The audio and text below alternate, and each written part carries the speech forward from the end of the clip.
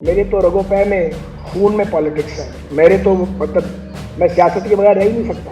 میں اس نتیجے پہ پہنچ چکا ہوں کہ پاکستان ریموٹ کنٹرول جمہوریت سے آگے نہیں بڑھ سکتا. بالکل کیٹاگوریکلی میں بتانا. میں 10 سال کا تھا جب اس کام میں آیا تھا، 62 کا ہوں. مجھے 50 سال بعد یہ کہنے کا حق ہے سیاست کے بارے میں، مسلسل سیاست کرنے کے بعد، کہ یہ سیاست کدھر جا رہی ہے. تو سیاست کی سمت درست نہیں ہے، اور ملک ریموٹ کنٹرول ڈیموکریسی سے نہیں چلتا. جب چند جج اپنے کمرے میں بیٹھ کے، چیمبر میں، عدالت میں نہیں، چیمبر میں یہ بیٹھ کے فیصلہ کرتے ہیں اپنے گھر میں کہ ملک اس طرح چلے گا، یہ لیڈ کرے گا، یہ جیل جائے گا اور اس کو اگلا حکمران بننا ہے، تو وہ بھی ریموٹ کنٹرول سے چلائی جانے والی جمہوریت ہے، وہ عدالتی آمریت ہے. بدقسمتی سے پاکستان تینوں طرح کی ریموٹ کنٹرول جمہوریت کا شکار ہے.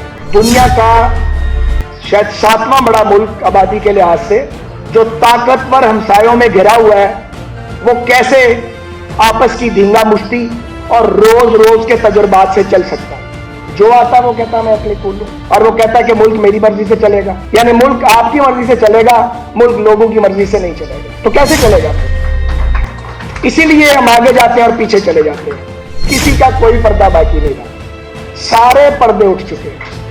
سب کو دیکھا ہے، قریب سے دیکھ لیا ہے کہ اگر یہ حالات رہے تو بہت سے لوگ جو ریلیونٹ ہیں وہ ارریلیونٹ ہو جائیں. لیکن سچ یہی ہے کہ آج جہاں ہم کھڑے ہیں اس میں عمران خان صاحب، ثاقب نثار صاحب، قمر جاوید باجوہ صاحب، ان کے ساتھی ججوں، جرنیلوں اور سیاستدانوں کا حصہ پورے کا پورا ہے، جنہوں نے مساق جمہوریت کو الٹا کے رکھ دیا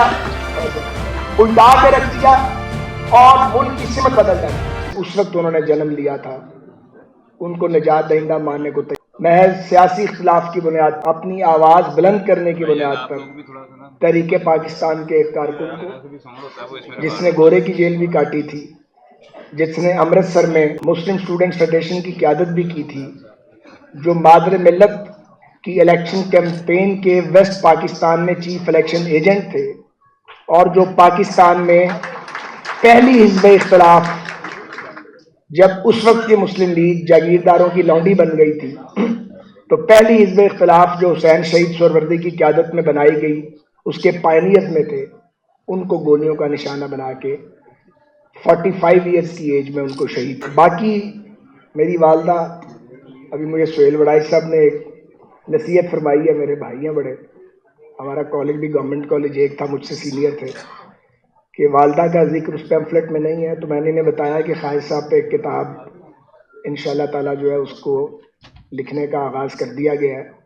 تو اس میں ایک چیپٹر ان کے لیے بھی ہوگا، چونکہ آج ہم جہاں کھڑے ہیں، دونوں بھائی ہیں جو ہمارے ساتھی ہماری سوچ سے متاثر ہیں، تو وہ سارا نظام جو ہے وہ چلا ہماری والدہ ہی سے ہے، انہوں نے ہماری ٹریننگ کی ہے. خواجہ رفیق شہید صاحب کی برسی، یہ میں 46 سال سے، ویسے تو یہ 52ویں ہے لیکن 46 سال سے میں اس کو اور سلمان صاحب مل کے ہم اس کو ارینج کرتے ہیں. 78 میں جب ہم نے پہلی بار برسی کی تو ہم نے چندہ کیا آپس میں کوئی 1500-1600 روپیہ چند دوستوں نے، اور ہم نے برکت علی اسلامیہ ہال سے اس کا آغاز کیا تھا. پھر یہ تسلسل ٹوٹا نہیں، کبھی ہم جیل میں تھے یا باہر تھے، حکومت میں تھے یا اپوزیشن میں تھے، کئی بار جیلیں آئیں، کئی بار حکومتیں دیکھی، ٹوٹتی دیکھی، مار بھی کھائی لاتعداد اور بے شمار، لیکن یہ برسی کا پروگرام جاری رہا. مگر پچھلے سال ہم نے یہ پروگرام نہیں کیا. اس کی کیا وجہ تھی؟ اس کی وجہ یہ تھی کہ جب میں اور سلمان صاحب جیل گئے تو جیل میں ہمیں تو جنرل قمر جاوید باجوہ نے اور چیف جسٹس سابق ثاقب نثار صاحب نے انہوں نے ڈالا تھا، پھر عمران خان صاحب نے اس کی ایکسٹینشن کروائی، پھر جج بھی شامل تھے اور جرنیل بھی شامل تھے. تو وہ ایک بڑی بلیسنگ تھی ہمارے لیے. ہمیں فائنینشیل لاس تو بہت ہوا، ایموشنل لاس بھی ہوا فیملی کا، لیکن میں خواجہ آصف صاحب کو خوش آمدید کہتا ہوں، بڑے طویل بیرونی سفر سے آج صبح ہی آئے ہیں.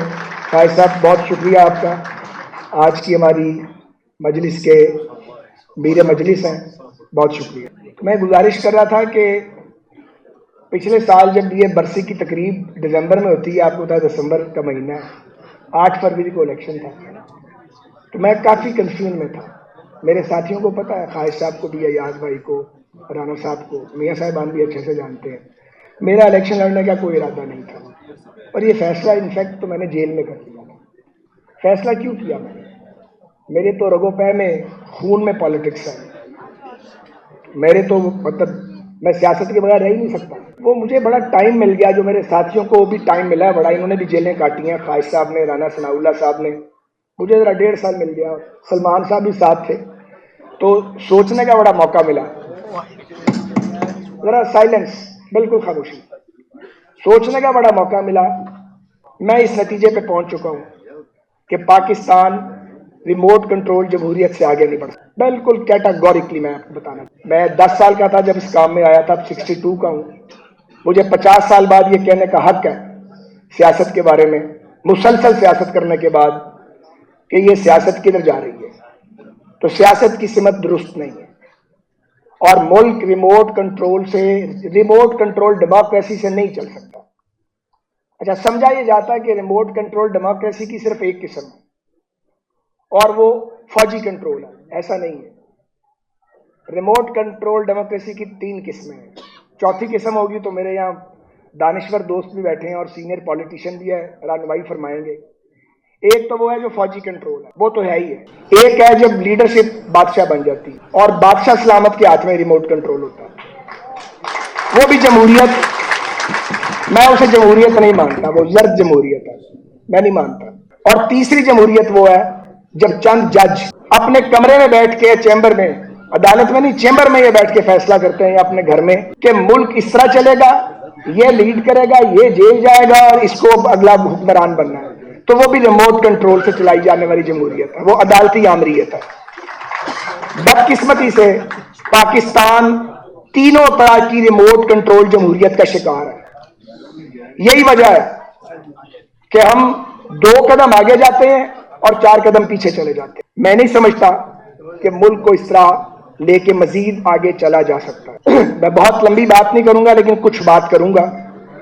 آج کی یہ جو تقریب ہے، اس کا موضوع بحرانوں میں گرا پاکستان، اصلاح احوال کیسے۔ بدقسمتی سے سالوں سے یہ موضوع ہمارے پاس ہے، ہم الفاظ بدلتے ہیں۔ پلیز مہربانی کریں، سائلنس کر دیں یہاں پہ پلیز۔ ہم سالوں سے اس موضوع کو ہم ڈسکس کر رہے ہیں، بحران نہیں ختم ہوئے، بلکہ پہلے سے زیادہ بڑھ گئے ہیں اور بڑھتے ہی چلے جا رہے ہیں۔ مجھے یہ بات سمجھ نہیں آتی کہ 23 – 23.5 کروڑ کا ملک، ایک نیوکلیئر پاور، ایک الحمدللہ طاقتور فوج کا حامل ملک، دنیا کا شاید 7واں بڑا ملک آبادی کے لحاظ سے، جو طاقتور ہمسایوں میں گھرا ہوا ہے، وہ کیسے آپس کی دھینگا مشتی اور روز روز کے تجربات سے چل سکتا ہے؟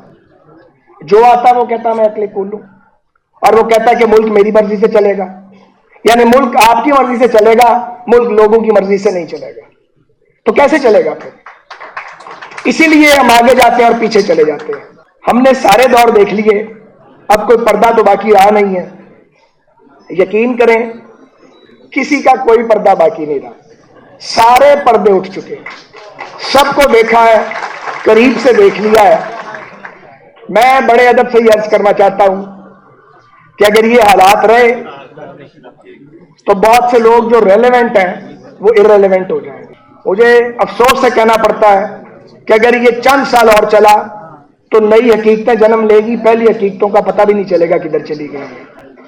اس وقت سے بچیں، اس وقت سے بچیں اور ملک کو محفوظ کرنے کی صحیح کی جائے۔ 2008 سے 2017 تک، 18 تک نہیں بات آئی، 2008 سے 13 اور 13 کے بعد 18 کا تو الیکشن خراب کر دیا تھا، 8 اور 13 کے 2 الیکشن تھے جو ٹھیک ہوئے۔ 2 بڑی جماعتوں نے متعدد غلطیاں کی، میری جماعت نے بھی کی، پیپلز پارٹی نے بھی کی، سمجھ گئے، مساق جمہوریت کر لیا۔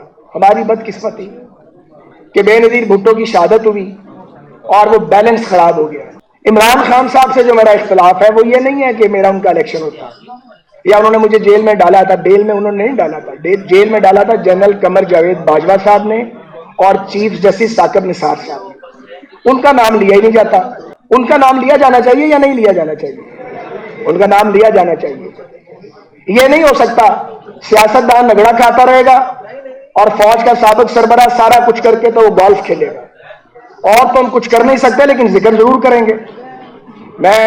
میری بھی نیاز مندی ہے قمر جاوید باجوہ صاحب سے بڑی دیرینہ، لیکن سچ یہی ہے کہ آج جہاں ہم کھڑے ہیں اس میں عمران خان صاحب، ثاقب نثار صاحب، قمر جاوید باجوہ صاحب، ان کے ساتھی ججوں، جرنیلوں اور سیاستدانوں کا حصہ پورے کا پورا ہے، جنہوں نے میثاق جمہوریت کو الٹا کے رکھ دیا اور ملک کی سمت بدل ڈالی. سمت بدل گئی، مائک الگ ہی ہے. صرف اسپیس برائے نام رہ گئی. آپ ٹھیک آج ہے؟ میڈیا کے بعد لوگ ڈیمانڈ کرتے ہیں کہ جی آپ ہمارے حق میں بات نہیں کرتے. یار حق میں بات کرنے کے لیے تیار ہیں، آپ اپنی غلطی تو مانیں نا. آپ اپنی غلطی تو مانتے کوئی نہیں ہے. ٹھیک ہے. آپ اسی فاشسٹ سوچ کے ساتھ آپ کھلانا چاہتے ہیں تو فاشزم تو قبول نہیں ہے کسی کا بھی، وہ عدالتی ہو، عسکری ہو یا سیاسی ہو. فاشزم تو فاشزم ہے. تو یہ جو آج حالات جہاں پہنچ گئے ہیں، ملک تو ٹھیک سمت پہ چل پڑا تھا. اگر آپ کے لیڈر ایک اقتدار کے لیے اس ڈس آرڈر کو کریٹ نہ کرتے تو ملک میں جمہوریت چل پڑی تھی. ہم نے تو پیپلز پارٹی کی حکومت نہیں گرائی لانگ مارچ کر کے. مذاکراتی عمل شروع ہو گیا ہے. اسپیکر صاحب آپ کا شکریہ. اپنی آواز بھی چکنی جناب سر میں رانا ثناء اللہ خان صاحب کا بھی شکریہ، اور خواجہ آصف صاحب میرے بڑے بھائی ہیں، پیچھے لوگوں کو آواز نہیں خواجے ہیں، خاص جان میں سب سے بڑے ہیں، بات بھی سخت کرتے ہیں، اندر سے نرم آدمی.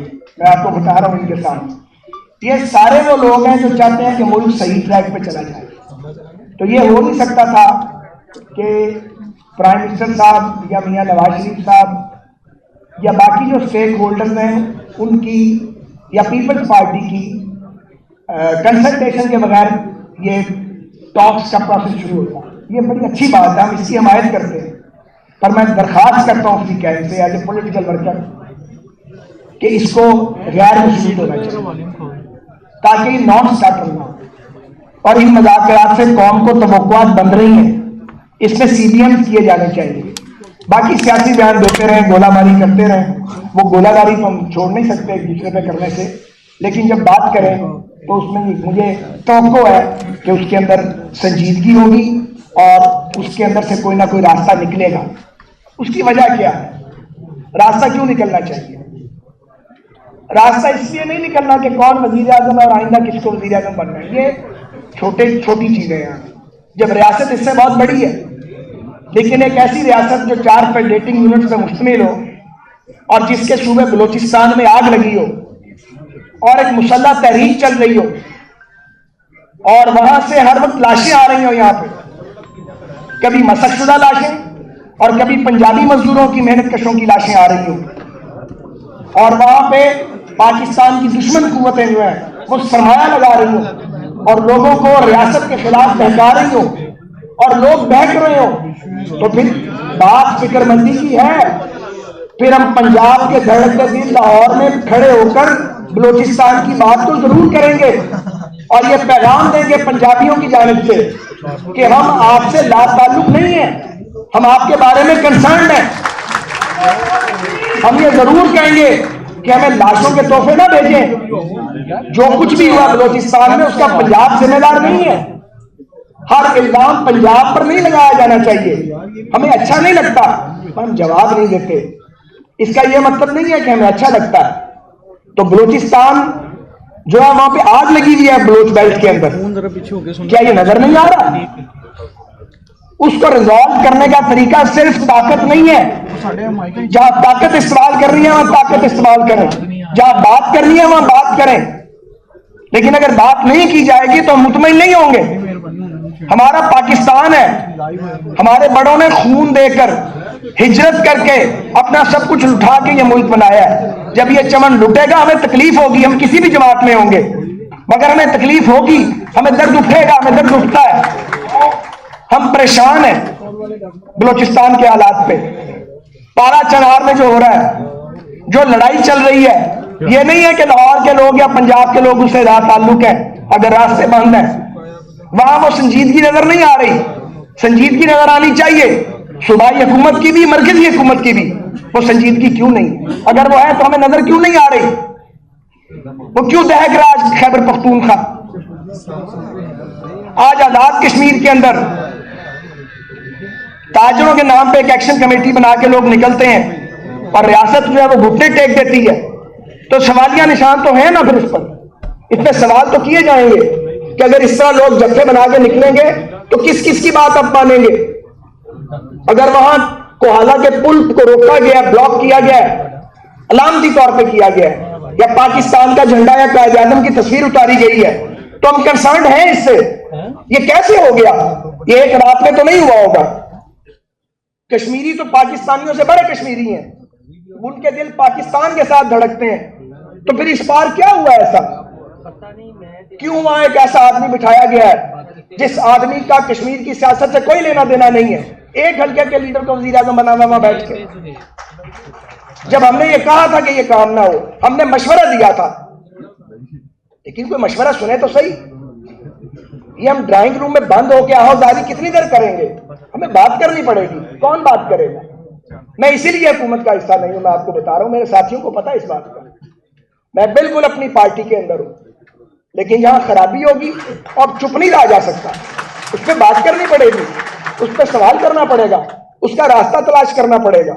میں بڑے ادب سے یہ کہنا چاہتا ہوں، یہ جو نئی امریکن انتظامیہ آ رہی ہے، کوئی انہیں انٹرسٹ نہیں ہے عمران خان کے ساتھ.